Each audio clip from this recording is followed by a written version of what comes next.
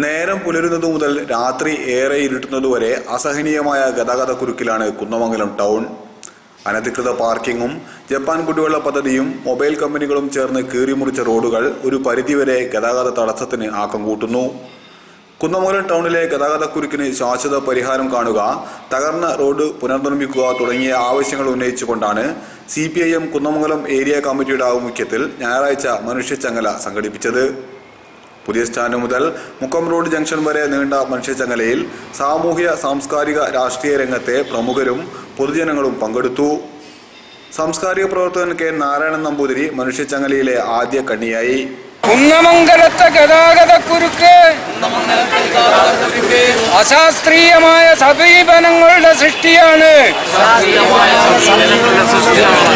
സ്ത്രീകളും കുട്ടികളും അടക്കം ആയിരക്കണക്കിന് ആളുകൾ ദിവസേന ഇവിടെ വന്നു പോകുന്നു. ഇതനുസരിച്ച് സൗകര്യപ്രദമായ റോഡ് നമുക്കില്ല. അനുബന്ധ സമ്മേളനത്തിൽ അനിൽകുമാർ സ്വാഗതം പറഞ്ഞു. TP ബാലകൃഷ്ണൻ നായർ ഉദ്ഘാടനം നിർവഹിച്ചു. MLA PT റഹീം, T. വേലായുധൻ, റഹീം മുഖത്തല, CMP നായർ, മോഹൻദാസ്, ശ്രീധരൻ തുടങ്ങിയവർ സംസാരിച്ചു. News bureau, Kunnamangalam.